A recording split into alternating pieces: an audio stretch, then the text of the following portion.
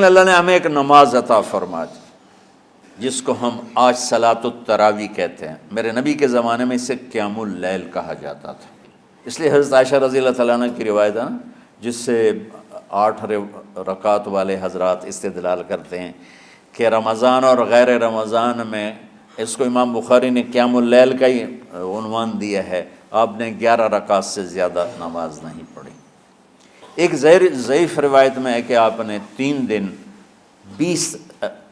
دن پڑھائی نماز، یہ تو صحیح روایت ہے۔ کتنی رکعت پڑھائی؟ تو ایک ضعیف روایت میں ہے کہ 20 رکعت پڑھائی۔ اچھا، ضعیف روایت سے عبادت ثابت نہیں ہو سکتی حکم شرعی، تو جب حضرت عمر رضی اللہ تعالیٰ عنہ نے سب کو، اب میرے نبی کے دور میں 3 دن کے بعد آپ تو آئے نہیں کہ کہیں فرض نہ ہو جائے، تو صحابہ اپنے طور پر قرآن سنتے تھے ٹولیوں میں۔ صدیقی دور میں 2 سال وہ فتنوں میں گزرا، تو اس میں بھی اسی طرح چلا کہ ٹولیوں میں ہوتے تھے۔ حضرت عمر رضی اللہ عنہ کے زمانے میں حکومت مضبوط ہو گئی، طاقتور ہو گئے، تو ابتدائی سالوں میں نہیں، چند سالوں کے بعد اب مسجد میں تشریف لائے تو لوگ اس طرح کوئی 4 ادھر 4 ادھر 5 ادھر 10 ادھر 20 ادھر، تو کہنے لگے ان کو ایک امام پہ جمع کر دیا جائے تو کتنا اچھا ہوگا۔ تو آپ نے سب کو اکٹھا کیا اور ابی بن کعب رضی اللہ تعالیٰ عنہ کو امام بنایا اور سب کو ایک نماز پہ جمع کر کے 20 رکعت کا حکم عطا فرمایا۔ تو حضرت عمر کا یہ عمل اس حدیث کو مضبوط کر دیتا ہے کہ چونکہ میرے نبی نے کہا علیکم بسنتی و سنت الخلفاء الراشدین من بعدی، کہ میری اور میرے خلفاء راشدین کی سنت پر مضبوطی سے عمل کرنا۔ تو حضرت عمر کا جو 20 رکعت طے کرنا ہے، اگر ان کا اپنا اجتہاد ہے تو بھی ہمارے لیے عمل کے لیے کافی ہے، اور اگر ان کو یہ یاد ہے کہ میرے نبی نے 20 پڑھی تھیں تو اور زیادہ اچھی بات ہے۔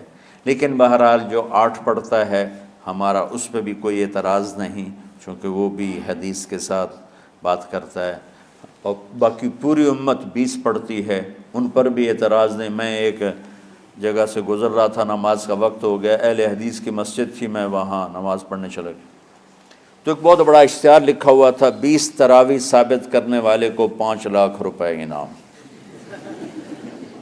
کہ 20 تراویح، سینکڑوں سال سے امت کا عمل 20 تراویح آ رہا ہے۔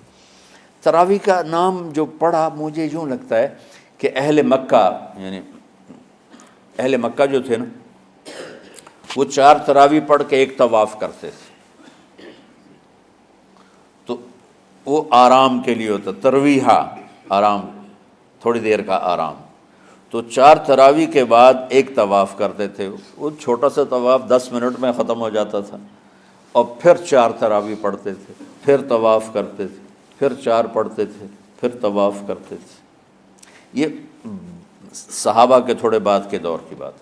تو مدینے والوں کو پتہ چلا کہ مکے والے تو یہ کرتے ہیں، وہ کہنے لگے اساں کی کریے، انہوں نے کہا اسی 40 تراویح پڑھیں گے، 40 رکعت، وہ 40 رکعت پڑھتے تھے۔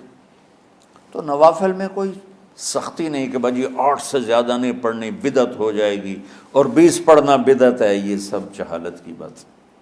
اور یہ 8 پڑھ رہے ہیں یہ غلط ہے، یہ بھی حماقت کی بات ہے۔ جو صحیح حدیث سے دلیل پکڑ کے کوئی عمل کرتا ہو تو بھائیو اس سے بحث نہ کیا کرو، مناظرہ نہ کیا کرو، یہ بہت نادانی والی بات۔ اور امت کا، خلق لاکھوں کروڑوں انسانوں کا ایک عمل پہ جمع ہونا، یہ بذات خود اس کی طاقت کی ایک دلیل۔ اور حرمین جب سے میرے رب نے حضرت عمر نے 20 رکعت شروع کی، آج تک وہاں بھی ساری مساجد میں 8 رکعت تراویح ہوتی ہے، لیکن حرمین کی مسجد میں 20 رکعت، ادھر بھی ادھر بھی۔ اور یہ جو وہ وہاں ختم قرآن پہ دعا نہیں مانگی جاتی، یہ کس کا عمل ہے؟ حضرت عثمان کا۔ حضرت عثمان نے اپنے دور خلافت میں تراویح پڑھانے والے سے کہا جب قرآن ختم کرو تو دعا کرنا۔ وہ کہنے لگے جی کیا دعا کروں؟ کہ جو تیرے دل میں آیا کرنا۔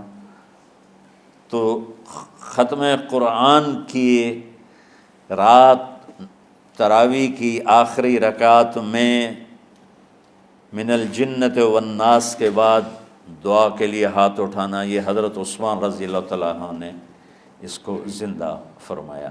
اور امام دعا کرتا تھا 1 منٹ 10 منٹ 20 منٹ جتنے بھی، اور پیچھے لوگ آمین کہتے تھے۔ وطر کی جماعت نہیں ہوتی تھی، وطر کو باجماعت حضرت علی رضی اللہ تعالیٰ عنہ نے شروع کی کہ وطر کو بھی باجماعت پڑھا جائے، تو یہ ان کی سنت ہے کہ وطر کو باجماعت پڑھا گیا۔ تو اب یہ لہٰذا یہ سارے سنت جو کام ان خلفۂ راشدین سے ہوا وہ بھی سنت ہے۔ تو اللہ نے ہمیں ایک عبادت دے دی کہ میرا قرآن پڑھو اور سنو۔ پہلی امتوں کو تراویح کیوں نہیں تھی یا قیام اللیل کیوں نہیں تھا؟ کہ ان کو اپنی کتاب یاد ہی نہیں ہوتی تھی، وہ اپنی کتاب کے حافظ نہیں ہوتے تھے، وہ اپنی کتاب یاد ہی نہیں کر سکتے تھے، صرف نبی کو یاد ہوتی تھی۔ اللہ نے ہمارے لیے کتنا آسان کر دیا کہ 7 سال کے یہ چھوٹے چھوٹے بچے قرآن یاد کر رہے ہیں، 70 سال کا بوڑھا قرآن یاد کر رہا ہے۔ یہیں یہ مولوی یوسف صاحب کا ساتھی تھا، یا پتہ نہیں ان سے پہلے تھا، سلمان، مولوی سلمان، آج کل امریکہ میں ہوتے ہیں، ہماری ایک شاخ چلا رہے ہیں ماشاءاللہ۔ وہ شروع میں یہاں تھے، تو یہاں تراویح پڑھانے کے لیے ہمارے پاس حافظ کوئی نہیں تھا، وہ حافظ نہیں تھے، وہ صبح بیٹھ کے شام تک 1 سپارہ یاد کرتے اور رات عشاء کی نماز میں سنا دیتے۔ 30 دن میں قرآن یاد کر کے سنا دی۔ مطلب یہ سنی سنائی بات نہیں، ہمارے اسی حسنین، اسی ممبر اور محراب کی بات کہ یہیں اسی مسجد میں انہوں نے صبح سے مغرب تک یاد کرتے تھے اور پھر عشاء میں کھڑے ہو کے سنا دیتے تھے۔ پیچھے ہوتے تھے لقمہ کوئی دینے والا شاید، لیکن بہت خوبصورت پڑھ کے 1 دن میں یاد کر کے سنا دیا۔ اور ایک مجھے نام بھول گیا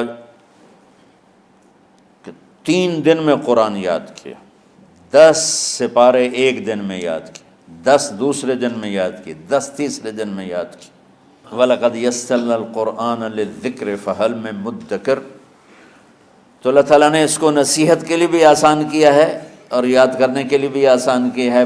کوئی کتاب پہلے یاد نہیں ہوتی تھی کسی کو، ماشاءاللہ تم میں کتنے حفاظ بیٹھے ہیں اللہ کے فضل سے۔ تو اللہ نے ہمیں رات کی نماز عطا فرمائی، اور چونکہ یہ ایک مشقت ہے تو میرے نبی نے کہا یہ رات کی نماز کے ہر سجدے پر 1500 نیکی لکھی جاتی، 1500 نیکی لکھی جاتی۔ اور اللہ تعالیٰ ہر سجدے پر جنت میں ایک محل بناتا ہے جس کے 60,000 سونے چاندی کے دروازے ہوتے، اور ایک درخت اس کے لیے لگاتا ہے جس کے نیچے 100 سال گھوڑا دوڑ سکتا ہے۔ تو رمضان کا اہتمام آپ رجب سے شروع فرما دیتے تھے۔ میرے نبی نے 9 رمضان دیکھے، 9 رمضان اپنی زندگی میں، 9 رمضان۔ 10ویں رمضان سے پہلے آپ اللہ کے پاس تشریف لے گئے۔ آپ کی زندگی میں روزے فرض ہونے سے آپ کی وفات تک 9 رمضان گزرے، اور میں قربان جاؤں اپنے نبی پر، اپنی امت پہ کیسی شفقت تھی۔ آپ سحری کھاتے تھے بالکل آخری وقت، ادھر بلال اذان دے رہا ہے اور ادھر آپ آخری لقمہ کھا رہے ہیں، اور ادھر سورج نیچے ہوا اور آپ کھجور منہ میں۔ ایک آدمی اوپر کھڑا ہوتا تھا مدینے میں تو وہ چھت پہ، گھر کی چھت پہ کھڑا ہوتا تھا، سفر میں ہے تو وہ کسی پہاڑی پہ کھڑا ہوتا تھا۔ جو ہی سورج کا کنارہ نیچے جاتا اب فوراً وہ کہتا یا رسول اللہ قد غربت، تو آپ کھجور منہ میں ڈال لیتے تھے، یا پانی، کبھی پانی سے افطار فرماتے تھے، کبھی کھجور سے افطار فرماتے تھے، کہ میری امت پہ بھوک کا وقت کم سے کم آئے۔ آج کل جو یہ ہمارے افطاری کے اوقات ہیں نا، یہ سورج ڈوبنے کے بھی 2-2.5 منٹ بعد کے ہیں کہ احتیاطاً، ٹھیک ہے چلو احتیاط کر لو کوئی مسئلہ نہیں، لیکن اصل ہے ادھر چونکہ اب سورج ہمیں نظر ہی نہیں آتا ہے، اس طرح ہم گھرے ہوئے ہیں شہروں میں، دیہاتوں میں بھی اب اس طرح کا ماحول ہے کہ وہ نظر نہیں آتا ہے، تو بہتر کہ ادھر سورج غائب ہو ادھر لقمہ منہ میں جائے، لیکن یہ تب ہے جب آپ نظر آ رہا ہو۔ اب جب آپ یہاں بیٹھے ہو حسنین میں تو یہاں تو کوئی سورہ نظر نہیں آئے گا، یہاں تو مینار ہی نظر آئے گا، تو لہٰذا احتیاط ٹھیک۔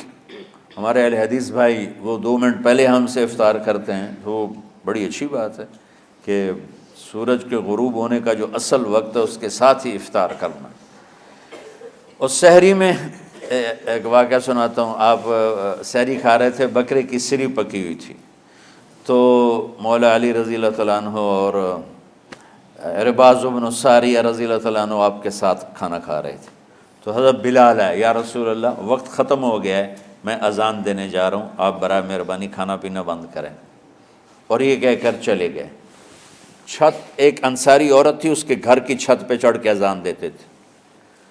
چڑھنے لگے تو پھر واپس آئے کہ دیکھوں اللہ کے نبی نے کھانا چھوڑ دیا یا نہیں، آ کے دیکھا تو وہ کھا رہے تھے۔ انہوں نے کہا یا رسول اللہ واللہ لقد اصبحت، یا رسول اللہ اللہ کی قسم سحری کا وقت ختم ہو گیا، صبح ہو گئی۔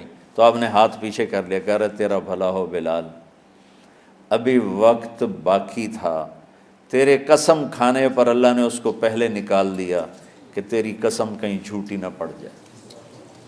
تو حضرت علی نے فرمایا کہ اگر بلال قسم نہ کھاتے تو جب تک میرے نبی کھاتے رہتے صبح صادق نہیں ہونی تھی۔